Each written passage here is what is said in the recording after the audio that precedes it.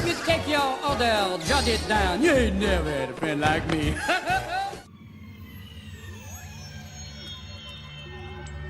You're listening to the GeekCast Radio Network.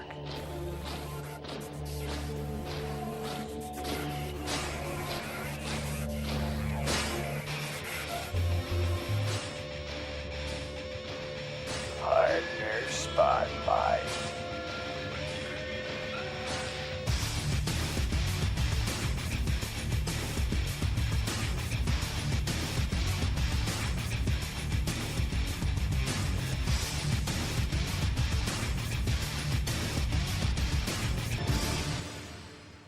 Unleash the geek in you.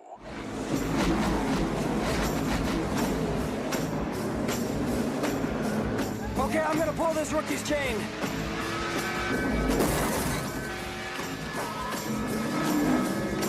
Cole, you're wandering all over the track. Yeah, well, the son of a bitch just slammed into me. No, he didn't slam into you, he didn't bump you, he didn't nudge you. He rubbed you. And rubbing, son, is racing. Hello and welcome to GeekCast Radio. This is episode 70.5, and no, just because it's a 0.5 does not mean it's not going to be a full episode. I am one of your hosts, TF2 and Mike. Joining me is Steve Megatron. Hello. Hello, and we are continuing the Syndication Nation Spotlight here on GCR. This time around, we talk to Fox from GeekScholars Movie News. Hello, sir. Hi, guys. How you doing? Thanks for having me. Awesome. Yeah, it's good to have you. What number in line were they, Steve? I forget. You just send me the applications and I say yay or nay. I don't remember who applied it was number when. 6.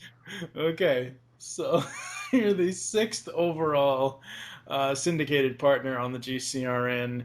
Why don't you give us and give the listeners a little bit of background on yourself? I would be happy to. So, again, my name is Fox. I'm from GeekScholars Movie News. We are a podcast team of 4 people with Jill, Chris, and Lauren. We've been in business for just about 3 years now.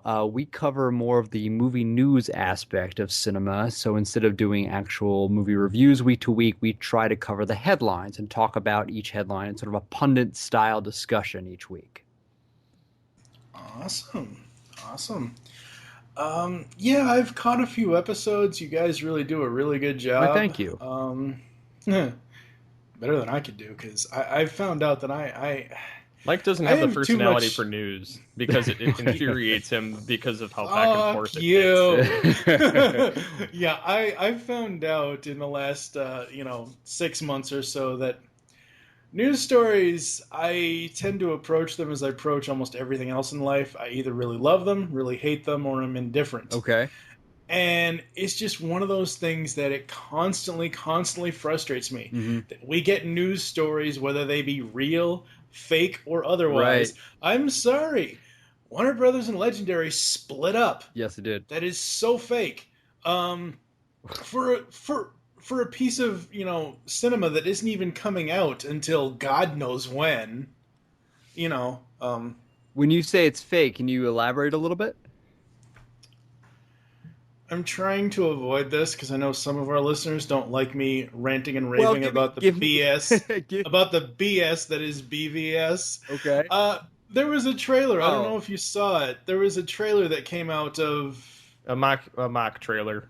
A mock trailer that came out with Batman, and he's watching his giant bat computer in the Batcave. Mm-hmm. On the front of it, it had Legendary and Syncopy as part of the thing, and I'm thinking, yeah, that's fake. Right. Because Legendary and WB, that story was last year that they broke up. Okay. And just some of the news out there that isn't even really a news story just really kind of makes me so mad. Right. Well, I think it's a fair point there, Mike. I think that it's something that we try to make sure we do is if we're going to talk about something that is clearly a rumor, we label it as such and we talk about the conjecture and labeling it, again, as such. What we really try to feed off of are the press releases that come from official sources, official casting announcements where the ink is dry on the contract. Everything else, I agree with you. There are too many sites that try to make a living off of sensationalism, and we are not proponents of that in any nature. I agree with you in that stance. And see, I think a lot of these sites, and a lot of them are very reputable in certain aspects, but a lot of them aren't in certain aspects.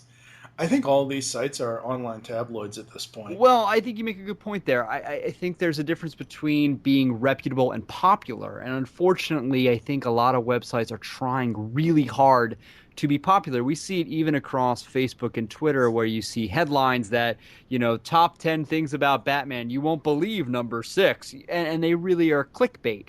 And it's really a shame, because I think there is room in the conversation to have just an honest, intellectual, if not academic, conversation about cinematic happenings, even if they are pulpy cinematic happenings, even if it's about Transformers or Batman v Superman. Those are fun conversations to be had if they're portrayed in a light that is less speculative and more based on fact. All right.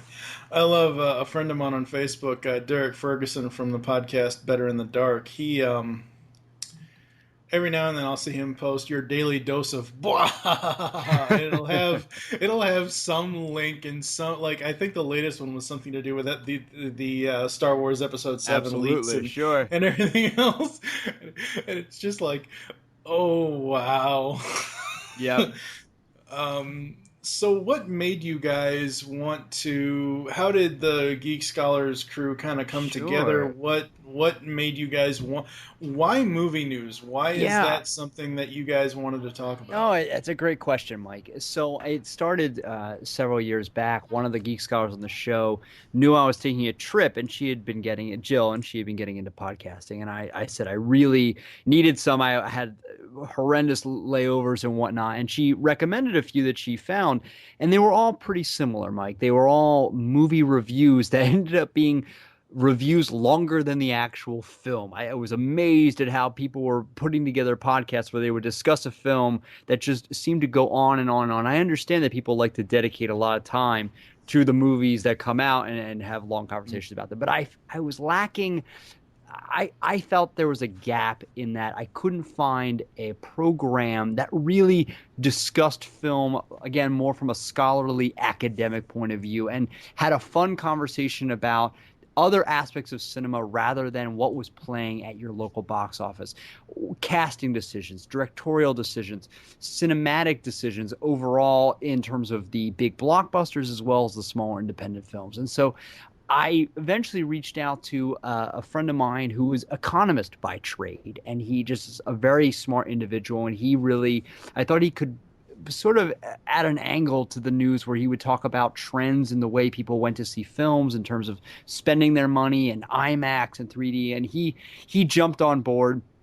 And then we brought on an art historian of all people. She is a pastry chef and a baker, and we wanted her to talk about the artistic nature of film. And then finally we added the person who gave me the idea in the first place, Jill, who represents, I think, sort of the idea of the average film goer who loves a little bit of everything and wants to figure out a way in which you connect to all different kinds of films. And so we thought the four of us would add really unique perspectives to discussing the week's headlines and offering a way of bringing the news to people who wanted to know what was going on in film, whether beyond just what was happening at their box office each week. Well, that is interesting. I know that when Steve and I started up Movie Week in Review, he wanted it to be that. He wanted it to be a news show. Well, I kind of wanted a combination, which is what spawned. It's actually funny concept enough. Is 3.5 years later, my cohorts here on the network decided, we want to do a movie, like a small movie review of up to date films along with news, and I was like, that's basically the same concept I had, only I kind of lacked the motivation to sit down weekly and do it at the time. Right, sure. Or the time. Yep, it's a time crunch. It's a time suck. Yep. And I was so, at the time we had just started the GCRN, and I was so burnt out, like 2008, 2009. This guy started like 4 or 5 shows and was running them simultaneously. No, hold on. Shut up. Yes, that is true, but that's not what I was going to say. Over on Steve's original show that he will be, laying to rest in in a Spark chamber near you on all things Transformers,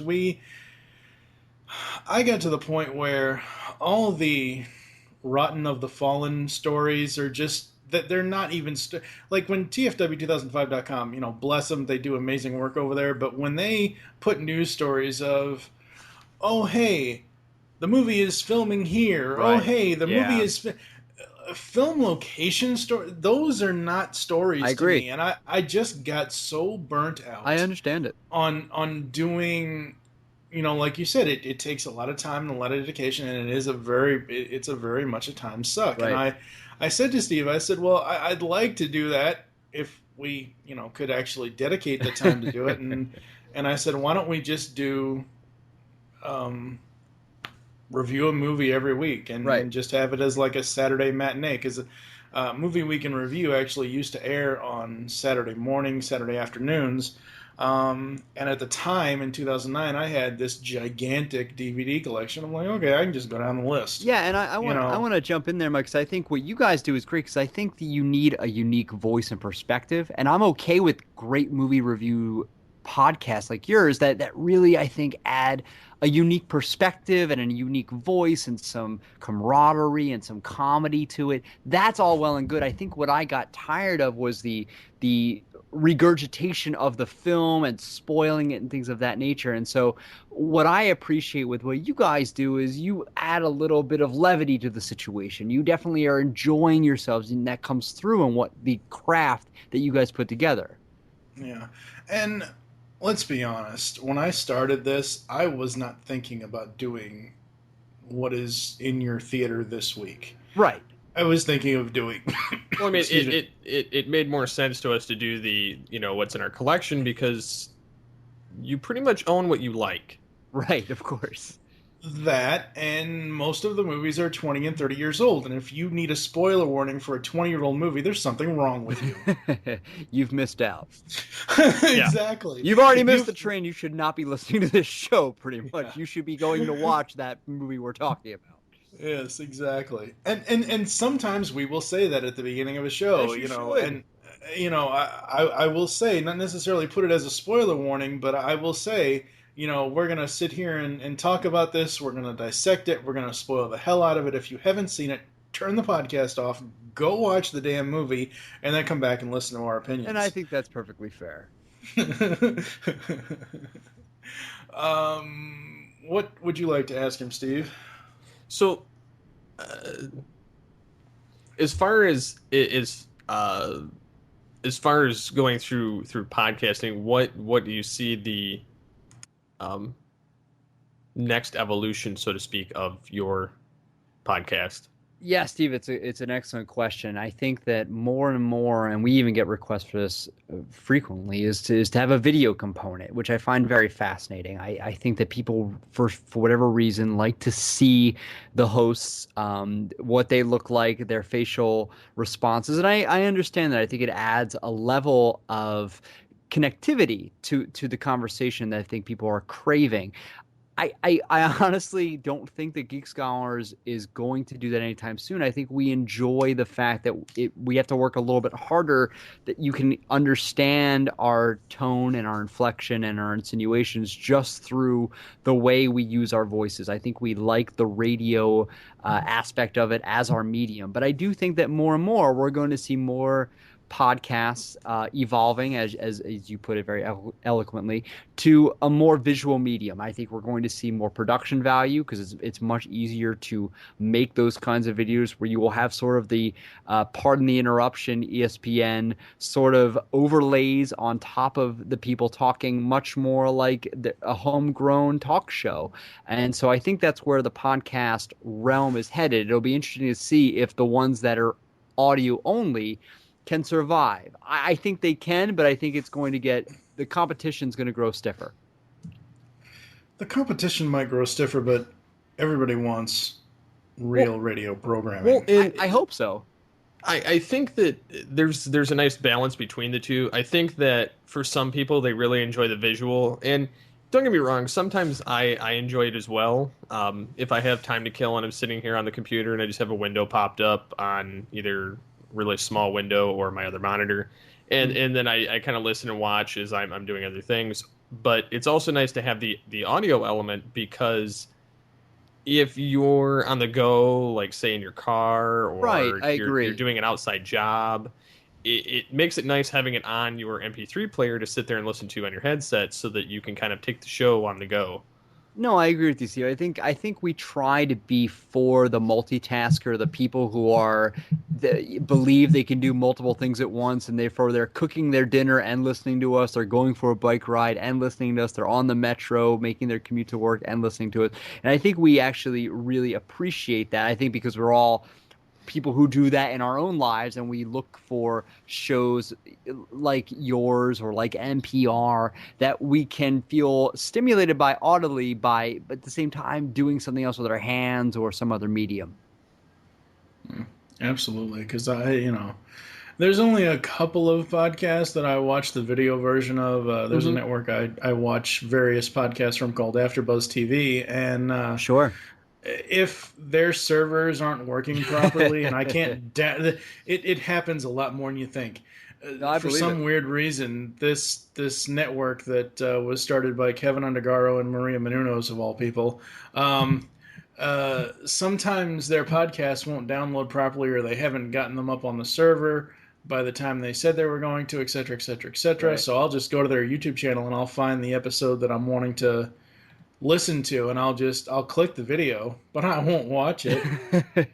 I'll put it in the background, and I'll just listen to it. It's just one of those things where, unless it's a video series specifically, my buddy Jason Duvall and Dave Draper, they have a series on their site called Bored. Okay. Where they take a look at video games from the 1950s all the way up to today. Oh, excellent! And it's a cute little video series that's done once a week for about 10 weeks at a time, and that you have to watch. You don't necessarily have to watch the review of the board game, but I mainly watch it for the intro and the closing because it's just hilarious. Oh, good. So I'll watch stuff like that. Yeah. Podcasts in general, to me, that I've said this for the last 4 or 5 years, they are the next evolution of radio. We always talk about, there's talk radio and there's AM radio and everything else. Well, half the stuff on FM radio, depending on what it is, depending on your musical tastes, half the stuff is, and I understand why this is because they need to pay for it, but every time I turn on the station on the FM dial, it's like commercial. Right. I get it. They need to use those to pay for their, sure. And all that stuff. But it's like, wow, I'd rather just, listen to something that, I care about more so than have to hear ad after ad after ad. And we use ads in our stuff and everything else. What I try to do and what I excel at is the review shows. Mm-hmm. And what I try to do is I try to create something that, as I'm editing the show, obviously I put the theme music on the beginning and the end. Right, sure. And if we're doing an episode review, I'll put, a clip from that episode, and then we'll do a discussion, a clip from the next episode, et cetera, et cetera, et cetera. And every now and then I'll throw in a commercial. With the He-Man show that we're doing, I sometimes will throw in that old Castle Grayskull audio. Excellent. It's that kind of thing. And I just... Yeah, well, I think you bring up an interesting discussion there, Mike. I mean, more and more, I think the thing that turns me off from many podcasts, even well-respected podcasts with celebrities or high-end hosts, is too many ads, or ads that don't make sense in the context of the content that I'm listening to, and that's something that I really have an issue with. I feel more and more that it detracts from the overall narrative of the show, and that's something I'm not in favor of. I don't mind shows that really try to integrate advertisements or promotions or sponsorship for things that are directly related to the content in which I'm listening to. But there are way too many shows. Like when I'm listening to Neil deGrasse Tyson's show and he does an ad about microwaves or recliners or lazy boy, that seems so out of place. It's almost like breaking the suspension of disbelief in a movie. It would be like watching a Star Wars film and then suddenly in the middle of it seeing an advertisement for McDonald's. Right, exactly, Steve, exactly. It really detracts from the overall experience. And so I think it's an interesting point you bring up there, Mike, how ads are permeating more and more into the narrative, and that's kind of upsetting. We don't try to be elitist in any way about this, but we made a commitment, and we're going to try and stick to it as long as we possibly can, that Geek Scholars has no ads. There are no ads on our site. There are no ads on the podcast. And I think we're fortunate in that we love doing it so much that even if we had 3 listeners per week, our moms and dads, I think we'd still do it. And we're going to try and keep doing it as long as we can in that fashion. Or we've said if we get an ad or a sponsorship, it has to be directly related to what we're all about. It would have to be something cinematic, entertainment related that really complemented what we were trying to do on the show. Right. Now, with some of the ads, like we usually try, like when we do them, put shows, like if it's an animation show or it's like some kind of, or we talk about maybe Batman, we'll talk, throw in our Batman ad for right, the, and that makes that perfect podcast. sense. That makes perfect sense. Yes. But like I've listened to This Week in Tech, and they'll have and now an ad from Stamps. Yeah. Which it's like you're a tech show. I can see Audible, I can see Carbonite, but Stamps, right. Really? Right. Yeah, it really breaks, again, that suspension of disbelief. It takes you out of the element that you wanted to be in when you decided to hit play. You decided at some point that you were going to dedicate your hard-earned time to this medium, to this art form. And then suddenly there's something very jarring in the middle of it. I find that very disconcerting. There's a couple of, I don't know if they do this anymore, but there's a couple of shows that I listen to on that AfterBuzz TV network where they used to, right in the middle of conversation, stop the entire conversation to transition into an Amazon ad. Yeah. Because, and that I don't like when you do it mid-show. Well, like if you're going to say, okay, we're going to take a break, you're going to hear an ad and we'll come back on the other side. If you're going to say something like that, fine. But if you're just going to stop the complete conversation or interrupt somebody's conversation mid-sentence, I'm with you, Mike. That's a little ridiculous. I try my best, unless it's something that we just started or unless it's something that came back, I'll put an ad at the very beginning of the show, but our ads are 30 seconds or less. And then at the end of the show, like I was talking earlier about the He-Man podcast, what I'll do is I want the listener to have the experience of remembering watching the cartoon. So I'll take, we usually do 3 cartoon episodes per podcast, so I'll take the 3 PSAs that were done for those cartoons. I'll put a PSA, I'll put a podcast ad, I'll put a PSA, I'll put that kind of thing at the very end of the show, like after the people have already heard the main discussion. And that's kind of fun, though. There's a little bit of nostalgia in that. There's a little bit of wink wink, which I think is fun and entertaining. Yeah, but there are just some... Oh, God, don't even get me started on Kevin Smith. No, I used to listen to him. As much as I like the guy, as much as I like his work. We do not need to... There's... trivia, I was in a Kevin Smith movie once. Oh, really? Yes, Which one? I was in the worst of them all, Jersey Girl. Oh, my God. Yes. I had a scene with Ben Affleck in the Hard Rock Cafe Hotel, actually. And so that was my Kevin Smith experience. And he is, to be fair, a really wonderful, heartwarming fanboy in real life with people he doesn't know as well as he does. And so I will give him that credit. But I... No, yeah, and I will. But it's like, it's one of those things, when I first started listening to his show, Fat Man on Batman, I think the second, third, or fourth episode, I counted it on Fat Man on Batman episode 4. The first 9 minutes of the show is him pimping out all the other stuff that he's doing. Like, it's... Wow. Well, let's move off the advertising. Yeah. What are your specific favorite moments so far from 2014 in movies? Oh gosh, that's a fantastic question. They usually, my favorite moments in film are honestly the moments I share with other people. I will give you one example off the top of my head, which is a little obscure. I got to see Veronica Mars at South by Southwest with the cast of Veronica Mars, with a bunch of fans who had literally financed the film. Veronica Mars was the first successful Kickstarted film. It went off at a modest $2 million goal. It raised something like 6.5, which is, for those who don't know, Veronica Mars was a 3-seasoned television show starring Kristen Bell about a young detective type person, sort of a cross between the Hardy Boys and Nancy Drew, who solved mysteries. It was cut a little bit short, at least in terms of the fan perspective, and then several years later they got together and literally financed their own film.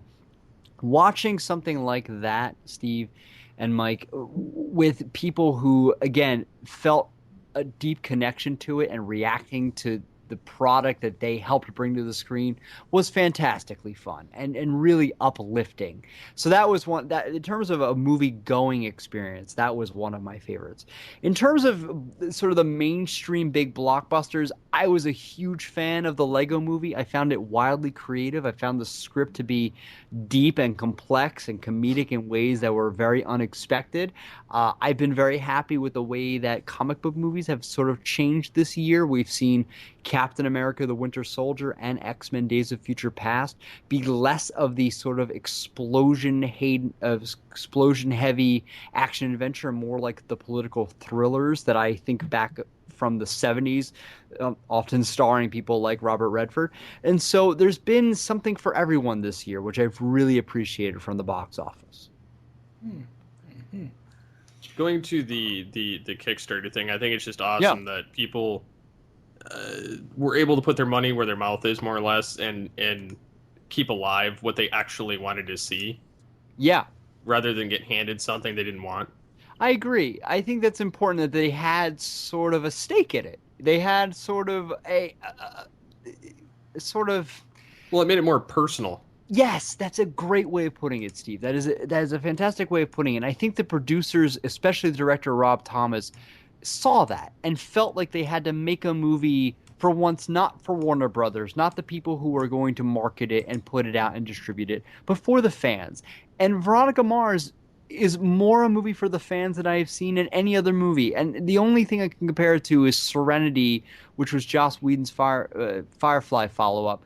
But this is even more so a fan love letter, Veronica Mars, the film. And so I had to applaud that. I had to applaud the cojones on the director for making a film that really did not try to bring in new fans. It only tried to serve as something the fans from the original series would appreciate. Absolutely. So what would be, if you had to pick so far, what would be your top 5 films of 2014? Gosh, top 5. Okay, well, it's tough with it being so far because there's still under 6 months left of good film. Yes, we have. I mean, we probably. What's really interesting, Mike and Steven, tell me if you agree with this. Isn't it funny to think at this point that probably all of the Oscar nominees for all the major categories probably haven't even been released yet? Isn't that kind of interesting? I find like it probably won't be even released till October, November, December. Right now, we're in the popcorn season, and it's really fascinating. It's funny because you start out the year with most of your train wrecks, and then you go into your heavy action / superhero / sci-fi. Right. And then you move on into slight horror, thriller, or based on a book, and then you move on to your Oscar nominees, and then you move into a couple last either sequels of previous films of whether it's action or comedy or fantasy. No, I think you're absolutely right, Steve. There's a certain cadence to each year, which is very fascinating, I think. It always sort of interests me to see how it doesn't change. It's always the same sort of musical notes hit each month. But to answer your question, Mike, more pointedly, so if I had to think about my favorite movies of the year, definitely the Lego Movie would be on that list. I would also add Edge of Tomorrow, that film, the film with Tom Cruise, which is really Groundhog's Day meets Aliens, surprised me in a fantastic way. It had a lot of humor in it. It had a lot of great action adventure. I really enjoyed the empowerment of Emily Blunt's character. I loved X-Men Days of Future Past as a fan of the comic, the original comic. I thought they really did their due diligence and showed reverence to the narratives that were put forth earlier on paper with pen and ink, and brought it to the big screen in a fantastic way. A few others that I really enjoyed, I'm going to call out Calvary, which was a recent Brendan Gleeson film about a priest who is threatened in confessional, of all things. He's told he's going to be murdered, and the rest of the film is sort of about him reconciling that and deciding how he's going to handle that situation. A few others, Grand Budapest Hotel, I think Wes Anderson's perhaps finest film, is magnificently beautiful in the different aspect ratios, creating these unique settings with fantastic templates and palettes of colors and characters and complexities. Really was a fan of that. Am I up to 4 so far, I think? Gosh, if I had to pick one more, it's tough. Let's go with something a little more off the off-beaten path. I'll take Chef, which was Jon Favreau's recent debut, a film about a father trying to reconnect with his son on a cross-country trip in a food truck of all things, and the bonding he does between his son and him, and trying to understand him for the first time, being a parent who is immersed in this world of work and the culinary arts, and trying to pass that on, and what does that sort of pipeline look like into the next generation. I thought that was very fascinating. So that would be my 5, sort of I may have even gone to 6 there. I lost track. But an eclectic mix of fun things this year. That movie sounds like it's Breaking Bad without the drugs. Favreau is so off his rocker in that game. It's so high-strung. He's only one step away from cooking meth next to his enchiladas. It really, just one extra ingredient. It would make it all the more interesting. Those weren't really enchiladas. Yeah, exactly. But it was great because Favreau really put his heart into it. I think it's a movie he wanted to make for a long time, and it has some discernible missteps in terms of casting, and some of the relationships don't go quite where you would think they would. I mean, does anyone really buy Sofia Vergara marrying Jon Favreau? Does anyone buy Scarlett Johansson having the hots for Jon Favreau? There's a little bit of a fantastical element to these things, maybe wish fulfillment. But when you put that aside... Well, it's almost like the Judd Apatow movies. Right. You get the kind of dorky dude with the insanely hot woman. Yeah, I mean, how many hot girls really could Seth Rogen attract, right? I'm with you. Exactly. But Favreau is such a master of language and a master of detail. One of the things I loved about Chef was that he really trained how to cut the vegetables. And that's such a minor thing. That's such a minor detail. And yet when you see it in the film, you believe that Favreau could create these culinary wonders. And I appreciate that. I appreciate that when I watch even the cast members who are trained to act as if they love the food they're eating, I believe them. And that's a great subtlety that I appreciate in what Favreau did in Chef. Everybody always makes such a big deal out of Scarlett Johansson. Yeah. I always tell them, go back to 1998 and watch The Horse Whisperer. Yeah. Then you will feel completely creepy. Yeah. No, she was young once. Yes. Yes. All right. She's only 2 years older than me, so I don't have to feel that way. There you go. She's also an extremely nice and heartwarming person, if I may say so myself. All right, so what would be your most anticipated things for the rest of the year? Oh, gosh. It's tough. And because one of the reasons I mentioned earlier, at this point of the year, we're not entirely sure what will actually make it into theaters at the end of the year.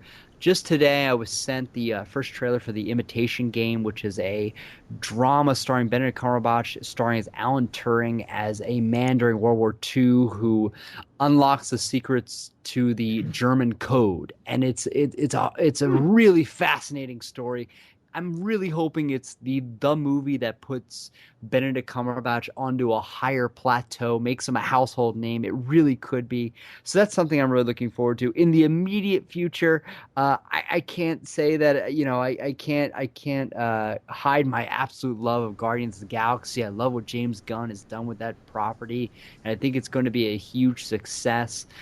Beyond that, I like the fact that the fall is a little bit of a mystery. I think there's a lot of things coming down the road that I have no idea what they're going to be. And that's part of that.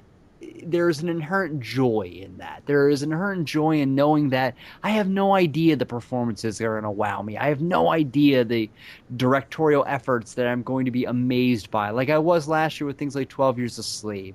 And I think those films are yet to come. I think there's lots of things that audiences have no idea are coming, and there's something kind of exciting about that. Awesome. All right. This is just one of the things that I thought of before we started the show tonight. So I was watching Iron Man 3 for God knows how many the upteenth amount of times. Okay. Caught it on Stars, and the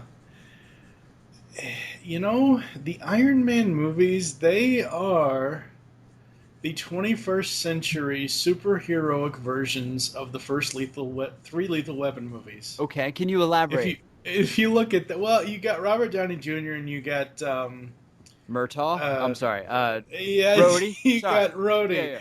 And okay, sure. The first Iron Man movie is very, very dark. There's not a lot, but it's not Iron a lot Man. of well, right, but what I'm saying. What I'm saying is, yes, it is Iron Man. It is his origin, or a version of his origin. And it's very, very dark, much like the first Lethal Weapon movie was. I mean, if you look at Tony Stark being a counterpart to Riggs, right?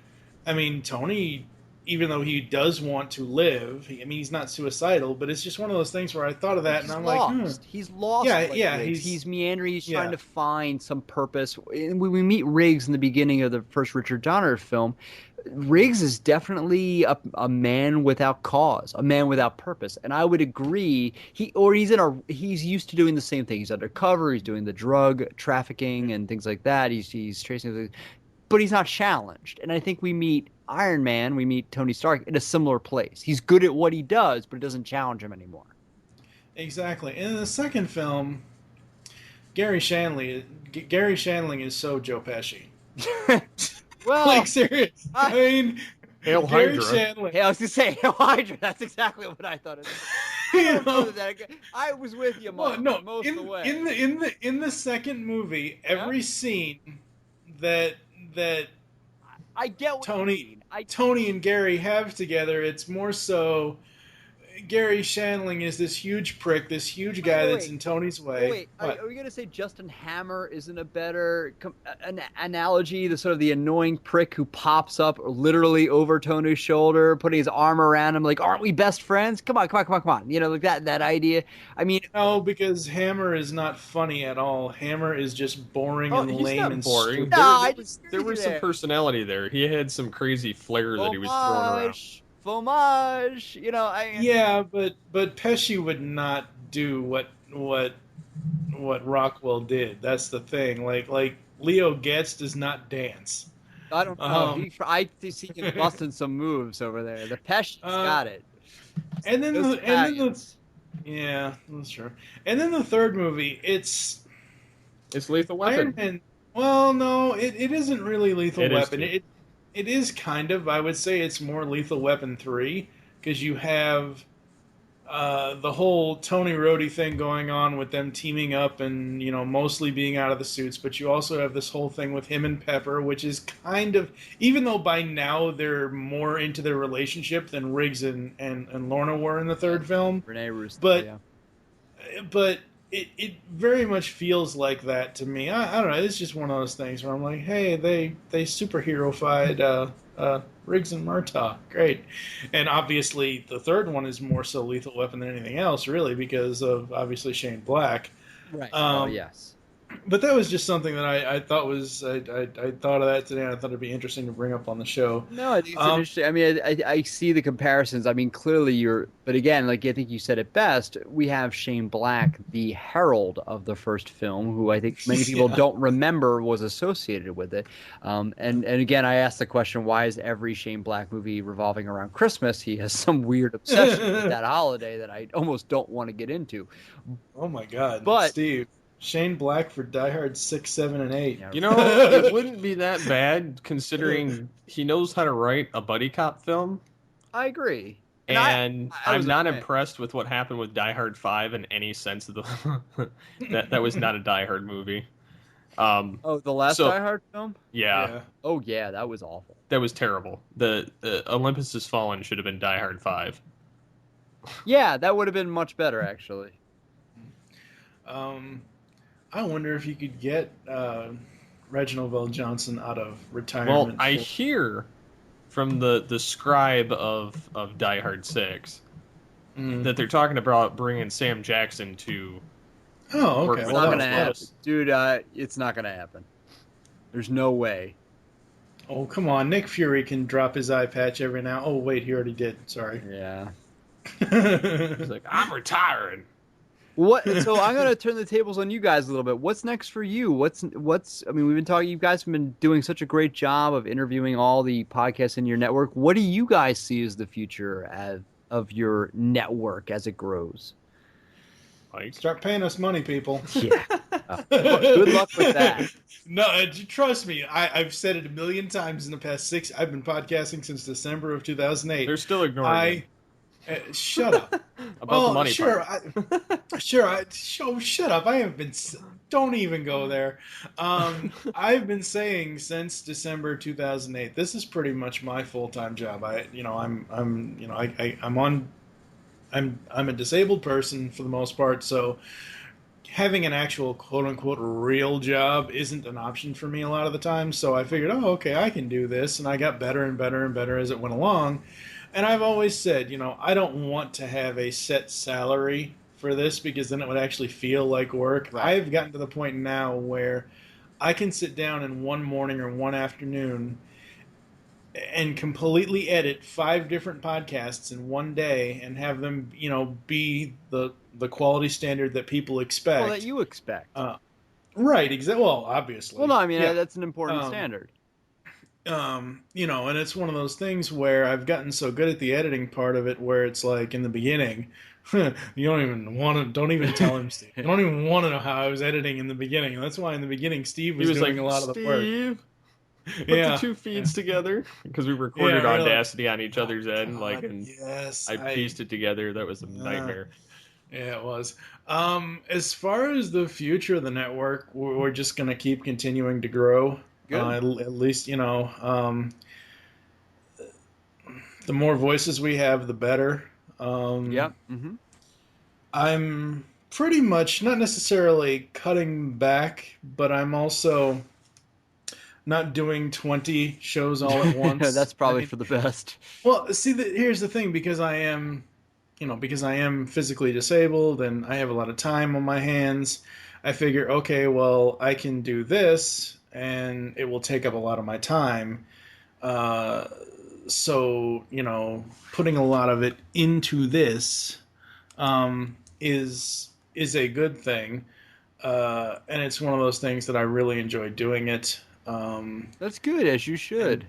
And I mean, any number of topics. I mean, it's just one of those things where I like looking, and I know Steve sometimes does like this, and sometimes he can't stand when I do this. But I think, what was it, the first year we started Movie Week in Review, I had the next 15 plotted out in a schedule. I'm one of those big picture. He was floating it to 2021 or something like that. Yeah. Oh goodness. 2020. I had to see, and obviously now we move it around and whatever else, but I needed to see something, because one of the most important points of advice that I ever got before I even started podcasting was set yourself up with what you're going to do before you actually do it. Mm-hmm. It's kind of like, oh God, I can't believe I'm even going to reference this because I can't stand the character. It's kind of like Springer from Transformers the movie. Think about what you're going to do before you do it. You know, and it's one of those things where I sometimes have, you know, things rattle around in the back of my head that I'm like, oh, okay, well, if I do, and I love doing the review shows because they're so easy, they're so simple. You know, you watch a couple of cartoons per episode of a podcast, you write down your thoughts, you record them, bing, bam, boom, you're done. I think the longest cartoon review show we will have will be Pixels in the Animation, which we're doing 9 different video game cartoons over 100 episodes. It started in 2012, and it'll probably go till 2017, so it'll be the second longest show on the entire network outside of MWire and GCR and whatever else. And I don't know, Steve, what about you? Where do you see our future? Well, for instance, when I originally first started podcasting, it was like 2007, so it was before I even knew Mike. But I never saw myself going this far, honestly. Would I change anything? No. Well, that's good. I continue to see this network growing. I see like we just launched our year 5 design, which I think is very clean and easy to get to content. Yep. I like all the new renovations. I still have things planned to make it more of a social network of sorts as we progress. Just lacking the time to do so. Of course. I've had plans in the past to try and do live shows, whether it be through Google Hangouts or through some other different methods. I've tried playing around with that. Eventually, I hope to get that working. I was doing a video show for a little bit on YouTube, and I actually switched it to a podcast, which is Altered Geek. So I eventually hope to make the time to get back to that as well. I just see adding more fellow geeks and fans and just our peers to the site. Sure. To help share our collective knowledge in a place that more or less won't. I'm trying to think of the nice way of putting this. That won't essentially hoard themselves out for money, like to do it for the wrong reasons. No, I'm with you. So that's where I see it going. Well, in the short term, what I want to ask you guys about is any thoughts on this week's Comic-Con? Is that something you guys pay attention to, excited about, think it's a lot of baloney? What's your stance on the matter? This episode actually won't air till after Comic-Con, but Comic-Con in general, no, I like it. I think it's a great thing. I think it's gotten too like I actually a couple weeks ago I just did a show about this. Okay.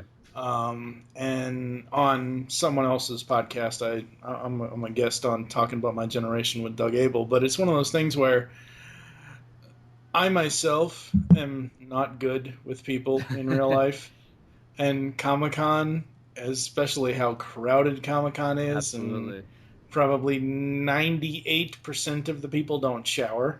I don't think it is that. I think it's actually the fact that it's so compact. It is more about basically think of me as Casey. Well, what's this about staying down here? You're claustrophobic. What'd you just call me? Yeah. I'm gonna sleep. You know, it's just one of those things where I don't do well in a crowd. I understand. I just don't. And I love the idea of Comic-Con. I love seeing all the exclusives that come out of Comic-Con. I actually, a couple of years ago, I think 2 years in a row, I did a full-on 6-hour podcast live as Comic-Con was going on for the Saturday with Radio Free Cybertron over at tfradio.net. And I was on there talking about the news as it happened. coming out of Comic-Con for 6 hours that whole God, Saturday. I remember that. Yeah, I did that 2 years in a row. I really enjoyed doing it because I was reacting in the moment, and Right. some of the news I liked and some of the news I didn't Yeah, like. and that makes for good I radio, think- sure. Yeah, and I think now, in 2014, there's just, they beat it to death with news stories about any topic you can think of. Go ahead, Steve. I think that it's gotten. I mean, don't get me wrong. I would love to go to a full-fledged Comic-Con. It's just the money and the ability to get there. Like, more or less, I can't afford to pay for plane tickets or the tickets to get in or the place to stay. So that it's just one of those things that I can't go. So I have to watch the stuff as it kind of tumbles through social media. Mm-hmm. No, if I could go, I would go look at everything and have it all go to the site. But being that I have to see it all after the fact, it's kind of and I think that there's so many different Comic-Cons now. Yeah. Because these, like the San Diego or the C2E2 or the New York Comic-Con, I think that they get so flooded with people because everybody is so enthusiastic about it, and pop culture has blown it way out there.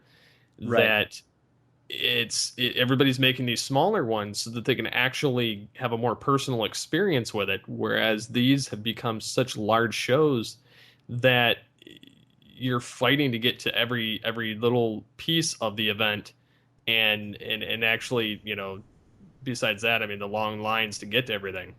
Yeah, no, it's gosh, I mean, they make you work for it, don't they? Especially for the fans. I mean, now we hear reports of people literally sleeping in line overnight, almost close to, if not 24 hours. Yeah, I mean, it's amazing how it's evolved and changed, and I don't know if it's for the better.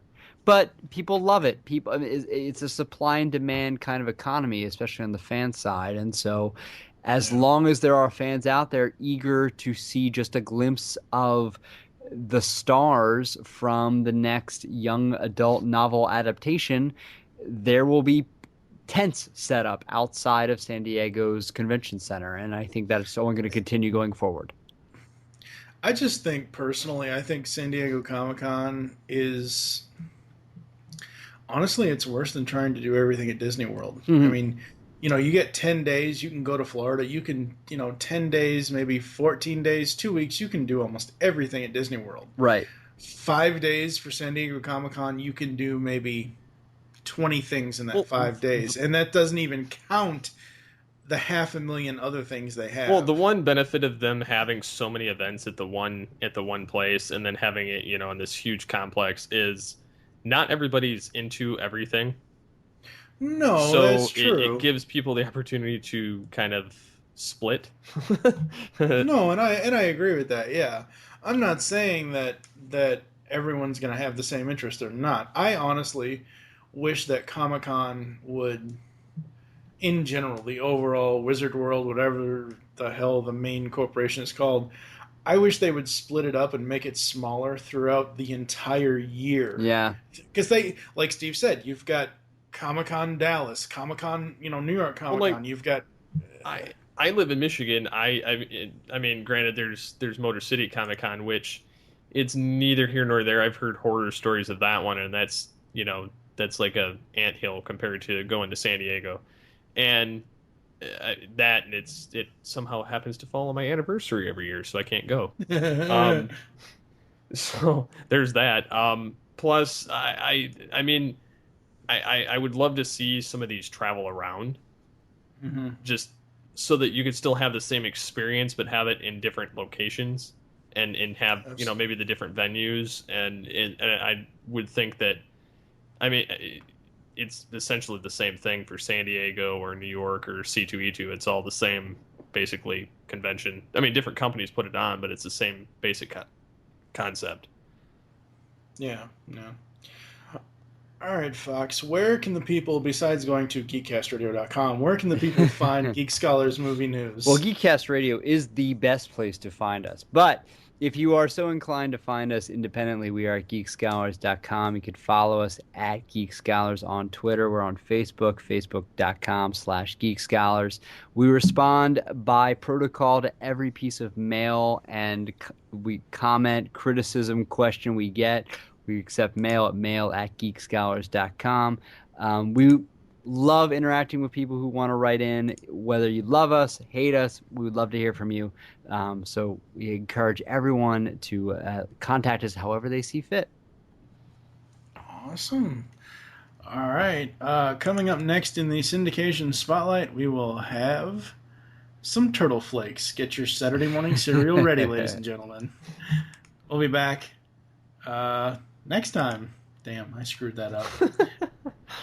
Oh, fuck. Unleash the geek in you. We will catch you next time. I gotta hit the bathroom. Please, don't say hit. You've just listened to GeekCast Radio on the GeekCast Radio Network. There are several ways to get in contact with us or leave feedback for the show. First, visit the website, geekcastradio.com, where you can comment on all of our different podcasts. Second, you can rate our show and leave us feedback in iTunes. Third, follow us on Twitter at GeekCast Radio. Fourth, become a fan on Facebook. Go to facebook.com/GeekCast Radio. Call the voicemail line 502-526-5821. Please remember to tell us the show you are leaving the message for and your name. So until next time, unleash the geek in you.